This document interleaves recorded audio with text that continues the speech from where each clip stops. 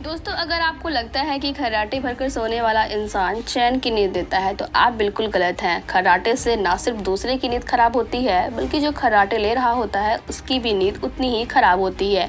क्या आप जानते हैं कि खर्राटे की वजह से नींद पूरी नहीं होती? कई बार तो सांस लेने में तकलीफ होती है, दम घुटता है, सांस भी अटक जाती है। ऐसी कुछ दिक्कतें आती हैं और जो यह वजह होती है यह स्लीप एपनिया के कारण होती है।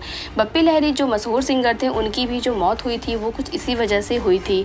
इस बीमारी से जो पीड़ित लोग होते हैं, अक्सर नींद से जागने पर उन्हें सिर दर्द होता है, थकान महसूस होती है, यहाँ तक कि वो किसी चीज़ पर फोकस भी नहीं कर पाते। अगर आपके साथ भी ऐसा होता है तो लापरवाही बिल्कुल ना करें और जाकर के डॉक्टर से परामर्श लें।